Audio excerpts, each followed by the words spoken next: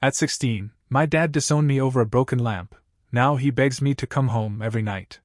Hi, I'm Yusuf, 17, and the night my brother framed me was the night my dad said I was dead to him. 2 weeks later, his voice cracked when he begged me to come home, but by then, everything had changed. I was 16 when I realized the people who claim to love you unconditionally sometimes have conditions printed in invisible ink. My name's Yusuf. I'm the younger son. Quiet kid. Not a problem. At least, that's what I thought. Our house looked fine from the outside. Dad was the strict but hard-working type, Mom was warm but weary, and my older brother Malik was the golden boy. You know the type, varsity athlete, charming smile, could sell rain to a thundercloud. And me? I kept my head down, my grades up, and tried to stay out of everyone's way. Malik and I used to be close. He taught me how to ride a bike, how to fake a fever on quiz day, and how to keep secrets. But something shifted when he turned 17. It was like he got a taste of what it meant to be untouchable, and he liked it. He learned fast that a lie, told with enough confidence, could carry more weight than the truth. It started small. Missing cookies. A dent in Dad's truck. I got blamed. Don't be soft, Yusuf, Malik would whisper later. Just take it. You're better at apologizing anyway. But when Malik knocked over a neighbor's bike and blamed me, and I ended up grounded for 2 weeks without my phone, I started to feel something splinter. Still, I never expected what happened that Friday night. I was in my room finishing up a physics project. Malik came in breathing fast. Yo, I need your help. Now. What is it? Just come. I followed him downstairs. A smashed lamp in the hallway, glass everywhere. Dad already there, red-faced, holding the broken vase like it personally offended him. Malik pointed at me before I even opened my mouth. Yusuf did it. I blinked. What? He got mad when I wouldn't lend him my headphones. I stammered. That's not. Dad didn't let me finish. He shouted over me. You're a disgrace. You've always been jealous of your brother. This is who you are now. My mother tried to say something, but Dad's voice boomed again.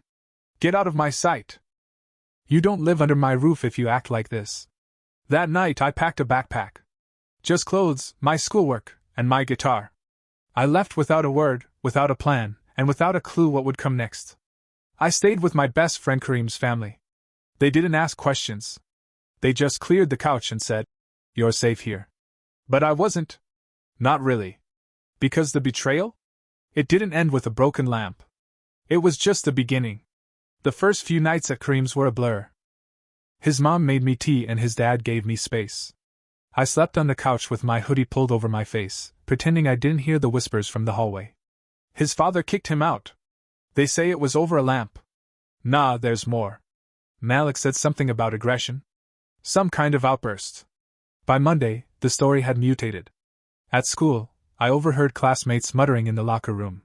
Heard Yusuf threw a chair at his dad. No way, he's quiet. Maybe Malik's lying. Dude, his own dad told him to leave. That says something. I didn't respond. I kept my head down, but the silence inside me wasn't peace. It was pressure building. I tried texting my mom. No reply. Malik posted a vague Instagram story, family is loyalty. Betrayal hurts the most. 12 likes. One comment. Hope you're okay, bro. I stared at that screen until my eyes blurred. The real pain came 2 days later. Kareem nudged me during lunch. You need to see this. He slid his phone across the table. A new post from Malik. A blurry photo of our busted lamp, captioned, The Last Straw. Some people just snap. The comments were brutal. Strangers calling me unstable. A few asking if I was expelled. One girl said she always knew I was off. I left school early. Went back to Kareem's and sat on the porch for hours. Rain started falling. I didn't move. That night, I finally got a text from my mom. We're not sure how to help you when you keep lying. I stared at it for a long time, then typed. I didn't break the lamp. I didn't yell. I didn't snap. She didn't reply. But someone else did. Kareem's older sister, Layla, overheard me talking to him in the kitchen. She handed me her phone. Watch this. It was a video. Security cam footage from the corner of our hallway. From the neighbor's camera across the street, aimed at our front windows. It showed me coming downstairs after Malik. It showed the lamp already broken. It showed the truth. I felt my knees go weak. I looked at her. Where did you get this? I tutored their daughter. Her dad showed it to me. He thought your dad might want it. I felt something rise in my chest. Something dangerous. Hope. I sent the clip to my mom. No caption.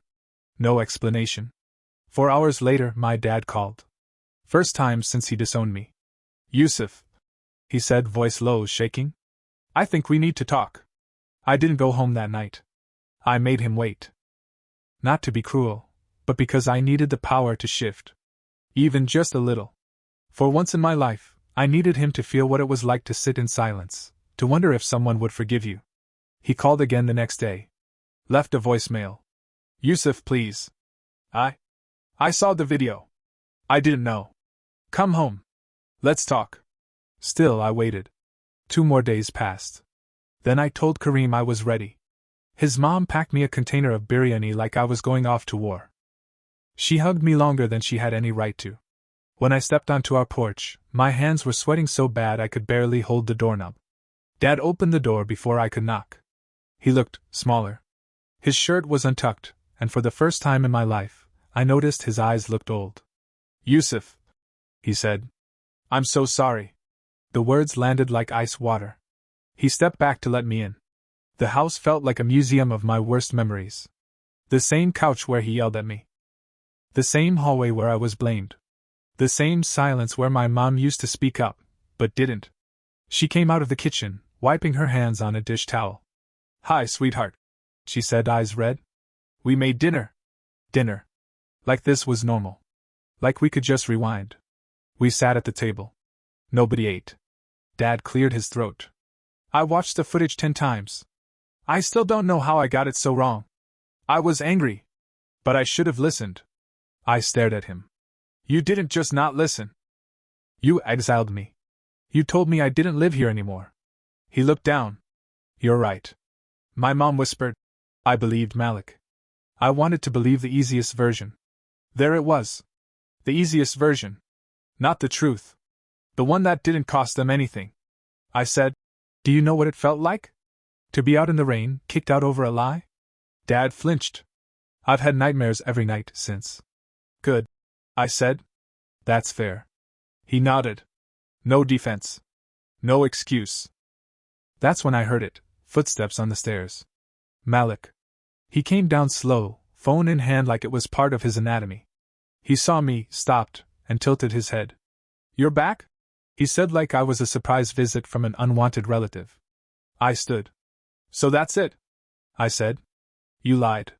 I got kicked out. And you just kept eating cereal like nothing happened? He shrugged. Didn't think you'd come back. Why did you do it? I asked. His smile twitched. Because I could. I looked at my parents. And that's who you believed. Something inside me clicked. Like a gear shifting after years of grinding. I turned to leave. Dad stood up. Where are you going? I'm not staying here. I said. I just wanted you to see what truth looks like. I paused in the doorway. But you'll be seeing a lot more of it. I'm done playing the quiet son. And just like that, I walked out again. Only this time, not because I had to. But because they needed to see what walking away looks like. I didn't go back to Kareem's. I needed somewhere neutral.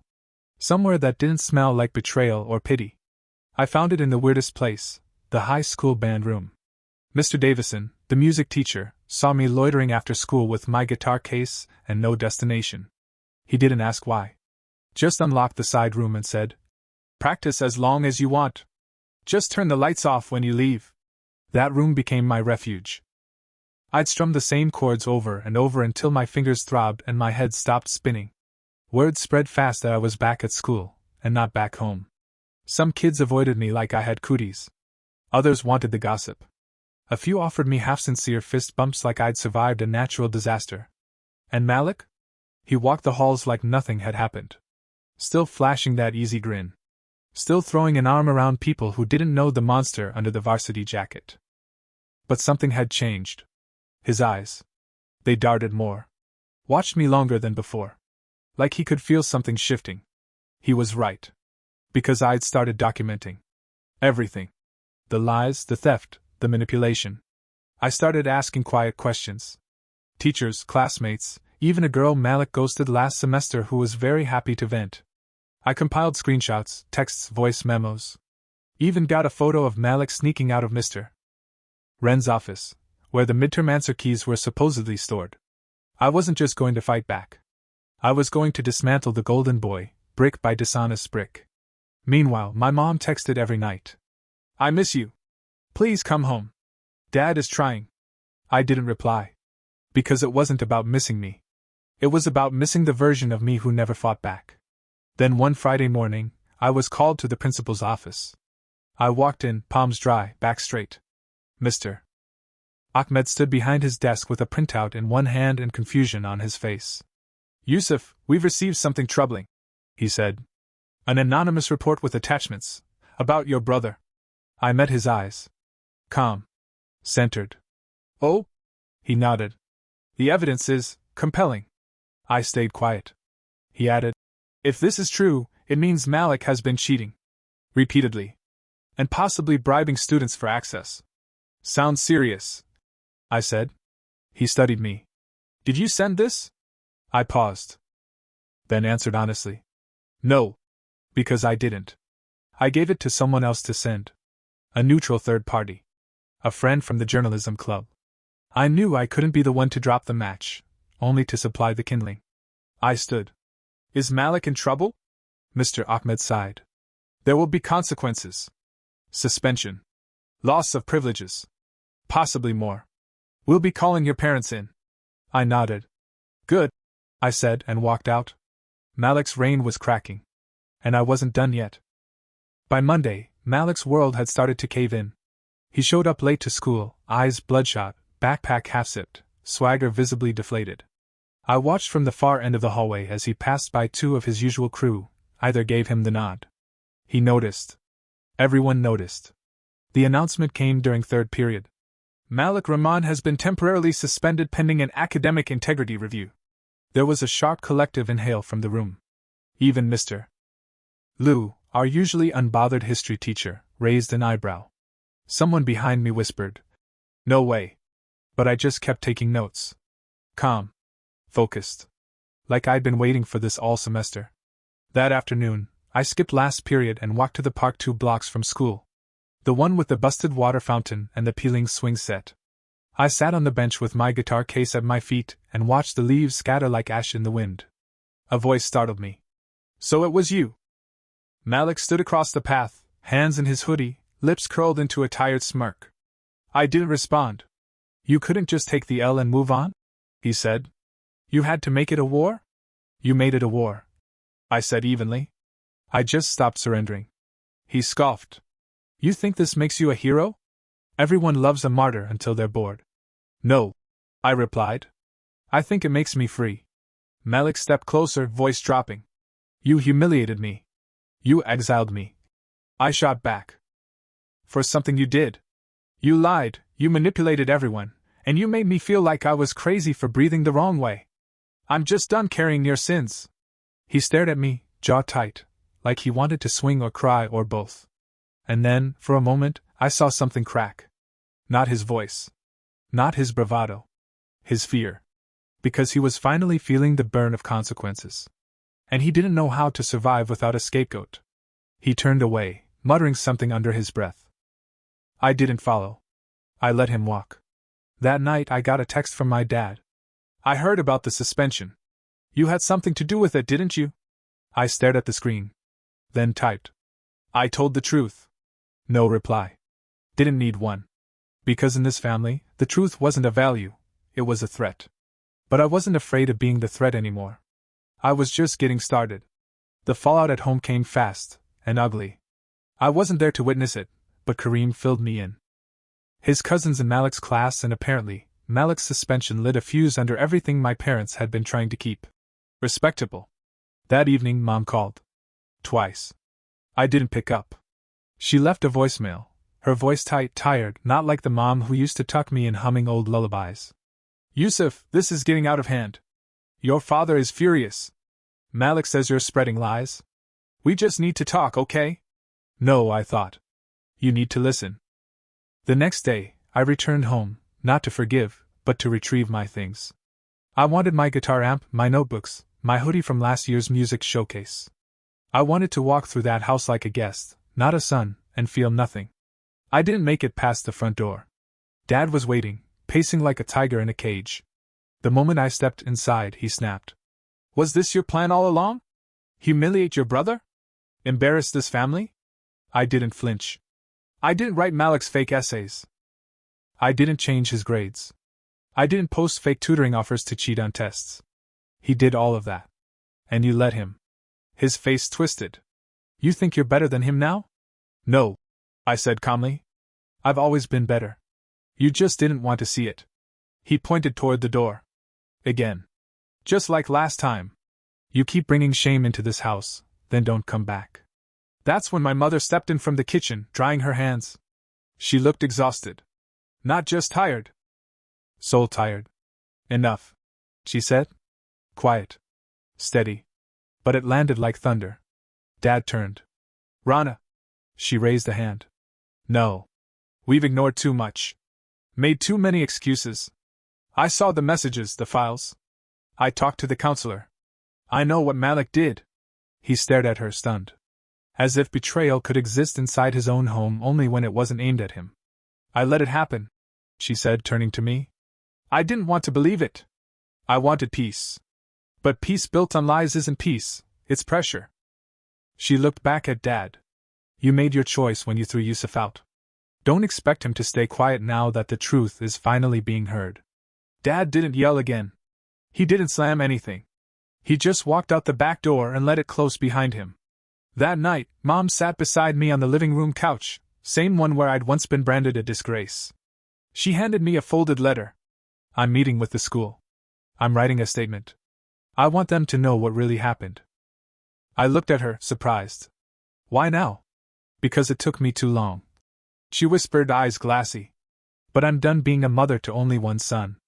The couch creaked as she stood. Stay tonight. Please. Your room's still yours. I didn't answer right away.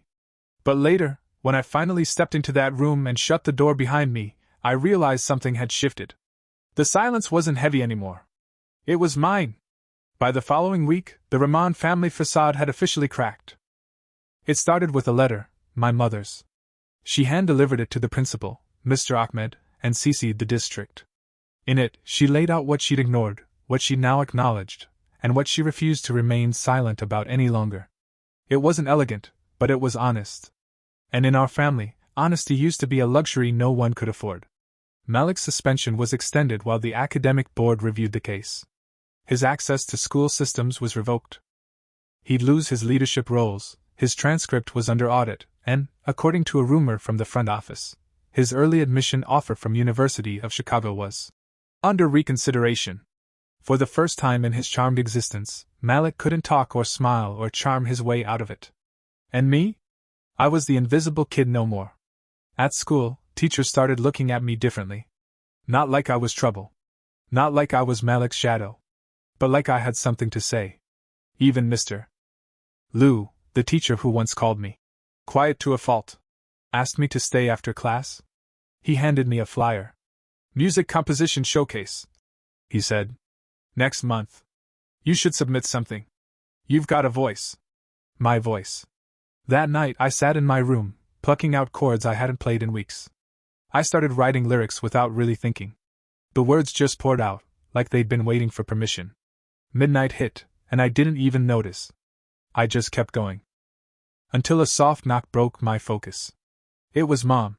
She stepped in slowly, holding a mug of hot tea like it was peace in a cup. Can I come in? I nodded. She sat on the floor, leaned her head against the bed like she used to when I was little and had nightmares. I don't know how to fix everything, she said. You don't have to, I told her. You just have to stop pretending it's not broken. She gave a soft laugh. You sound older. I feel it. A pause. Your father's not talking to me, she whispered. He says I betrayed him. I looked at her. Did you? She looked down at her tea. I think I stopped enabling him. And he doesn't know the difference. We didn't say much after that. She stayed there while I strummed a lullaby I made up on the spot. It was simple. Soft. True. The next morning, she emailed the school board again. This time, to advocate for stricter academic ethics protocols, so no student would have the access Malik exploited again. I wasn't sure what was happening between her and Dad. But I knew one thing. She was walking toward the truth. Finally. And I wasn't walking alone anymore. The week of the music showcase, my life did a quiet somersault. No drama, no big announcements, just a shift. Like a train that finally switched tracks after years of running the wrong route. Mr. Lou pulled me aside after rehearsal and said, "Your song's been selected to close the night. Hope that's okay." I nodded, heart hammering. "Yeah. That's more than okay." I didn't tell my family. Not yet. I wanted it to be mine for a little longer. Something unsullied. Something earned without begging for attention or navigating someone else's meltdown. But news has a way of traveling. 2 days before the performance, my mom poked her head into my room, trying way too hard to sound casual. "We heard from Mrs. Patel about the showcase," she said, folding laundry that didn't need folding. "She said your name's on the program." I shrugged. "Yeah. I have a song." She hesitated. "We'd like to come. If that's okay." I didn't answer right away. Just watched her refold the same t-shirt 3 times. Finally I said, "You can come. But not for show. Not to fix anything. Just to listen." She nodded, swallowing hard. "We'll listen." I didn't expect Dad to show. But when I stepped onto that stage Friday night, the lights low and the crowd hushed, I saw them both. Sitting 2 rows back. Mom with her hands in her lap, eyes wide. Dad with his arms crossed, jaw tense, like he was bracing for a storm he couldn't control. Good. Because this wasn't a performance. It was a reckoning in melody.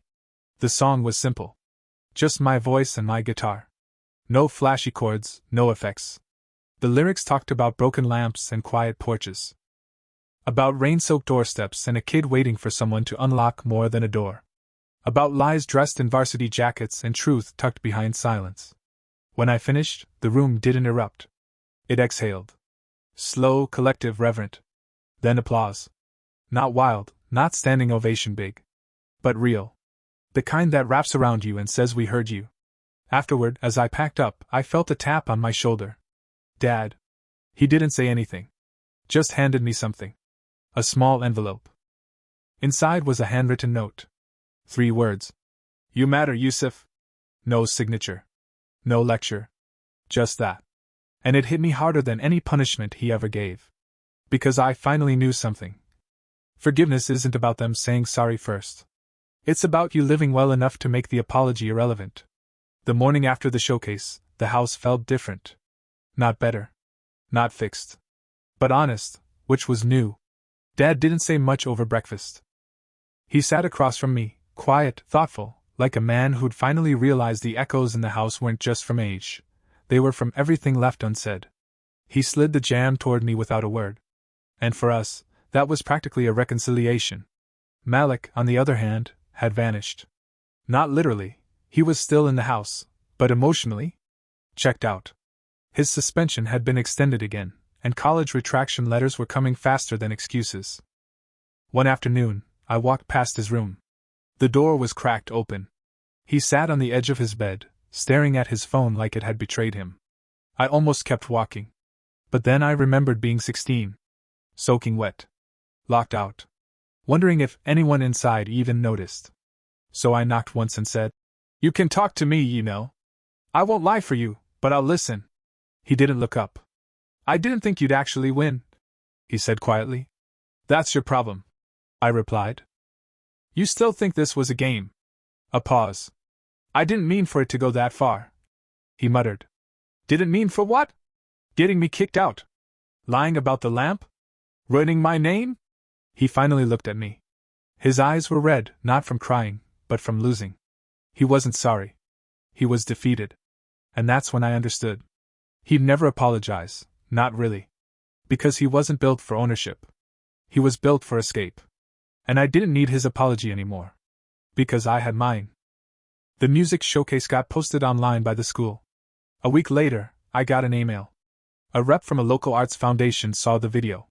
They wanted to meet, said my lyrics. Cut through the noise. I stared at that email for a long time, the cursor blinking like a heartbeat. That night, Mom found me sketching out new song ideas in my notebook. She sat beside me and said, "I sent your video to my cousin. She works at a youth center. Wants to know if you perform there next month."